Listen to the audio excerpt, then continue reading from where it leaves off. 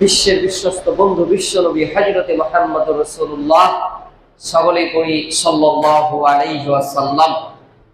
সম্মানিত উপস্থিতি, আমরা যারা বাইরে বসে আছি, আমি অনুরোধ করব মসজিদের ভিতরে চলে আসুন। যেহেতু মুসল্লি খুবই কম, অল্প সংখ্যক মুসল্লি নিয়ে বক্তব্য হয় না, তারপরে আমি চেষ্টা করব। আর এই বক্তব্যের সিস্টেমটা কিসের জন্য করা হয়েছে আপনার আমার জানা বোঝার জন্যই কিন্তু করা হয়েছে। কিন্তু আমাদের শত ব্যস্ত থাকি, অনেক কাজের মধ্য দিয়ে আমাদের সময় কাটে, যার কারণে আমরা এখানে সময় খুব দিতে পারি না। মানে শেষ মুহূর্তে আমরা খুব চাপাচাপি করি, তাড়াহুড়া করি।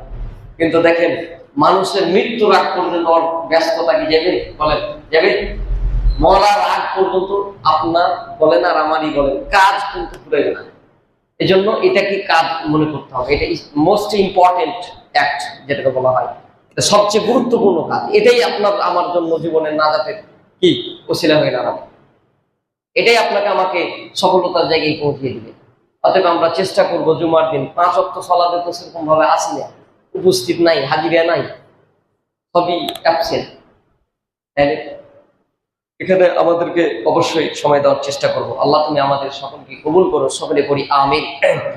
আমার আলোচনার বিষয় ছিল মানুষ মানুষকে কেন হত্যা করে এবং ইসলামের ব্যাপারে কি বলে। ইসলামের কোরআন এবং সহিহ হাদিস থেকে আমরা জানার চেষ্টা করেছি। এটাকে এক বাক্যে যদি উত্তর দেওয়া যায়, তাহলে ইসলাম এটাকে কি সম্পূর্ণ নিষেধ করেছে। মানুষ হত্যা করা এটাকে হারাম বলেছেন। ইসলাম এটাকে কখনোই সাপোর্ট করে না। পৃথিবীর কোনো ধর্ম এটাকে কিন্তু সাপোর্ট করে না।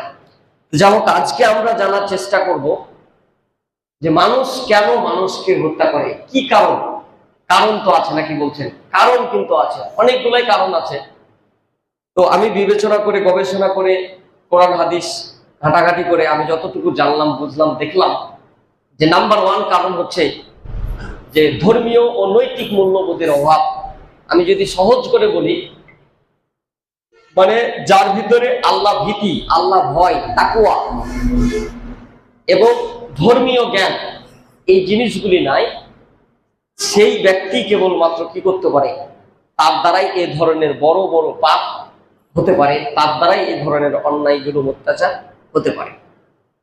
তা আসলেই দেখেন, কোন মানুষের ভিতরে যদি তাকওয়া না থাকে, আল্লাহ ভীতি না থাকে, আল্লাহর ভয় না থাকে, তো মানুষ হত্যা করা এটা তো মানে অনেক বড় পাপ। এর চেয়েও যদি আরো বড় পাপ থাকে, সেটাও তার কাছে সম্ভব। এটা কোনো মানে তার কাছে কোনো ব্যাপারই না।